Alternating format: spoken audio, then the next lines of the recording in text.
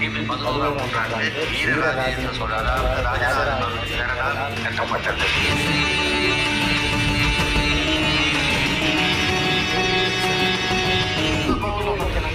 கஜபுஷ்பம் விமானம் சோழனால கட்டப்பட்டது. காஞ்சி மகாபெரிவா ஒரு நாள் இந்த கோவில் இருந்து போயிருக்காரு.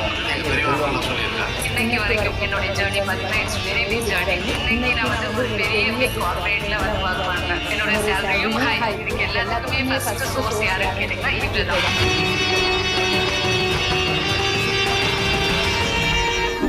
காலமும் கஷ்டம் வறுமை முன்னாடி அனுபவிச்சேன். இப்போ இவரோட கேட்ட பிறகு அந்த கஷ்டம் வறுமை எதுவுமே தெரியல. நிறைய பேர் சொல்லுவாங்க இந்த கோயிலுக்குலாம் போகணும்னா கூப்பிட்டு வைக்கலான்னு. நமக்கு தெரியாது. நான் அவர் அங்கே சொல்லுவாரு இங்கிருந்து நான் செய்வேன். நிறைய பேருக்கு இந்த திருமண வாய்ப்பு, வேலை வாய்ப்பு, குழந்தை இது 3 பிரச்சனைகளை விட்டு தீர்க்கக்கூடிய சக்தி அந்த இறைவனுக்கு இருக்கிறது.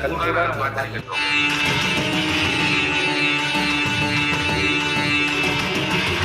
இந்த கோவிலுக்கு வரணும்னு ஒரு விதி இருந்தாதான் சுவாமி கிட்ட வர முடியாது. யாராவது இல்லைன்னா அந்த முன்னாடி கோபுராசனூர்ல வந்துட்டு இல்ல சுவாமி நாளைக்கு வர அப்படின்னு சொல்லிட்டு போயிருக்காரு. நான் முறையாக அந்த கோயில் வந்து அந்த டைம் வரும்போதே எனக்கு ஒரு எனர்ஜி ஃபீல் பண்ண முடிஞ்சது. சொல்லுவாங்க இந்த வயசுல உங்களுக்கு வந்து கூப்பிட்டு வச்சிருக்கணும், இதெல்லாம் போகணும். நாங்கள் எங்கள் குடும்பமே வரும். எங்களுக்கு வந்து சாமி தான் ஃபர்ஸ்ட்.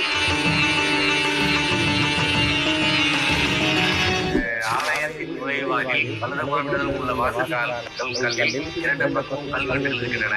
இந்த கல்வெட்டில் கிபி 11ஆம் நூற்றாண்டு இந்த ஆலயம் ராஜராஜ சோழனுடைய பேரன் வீரராஜன் கட்டப்பட்டது என்றும் இந்த கல்வெட்டு குறிப்பிடப்பட்டிருக்கிறது.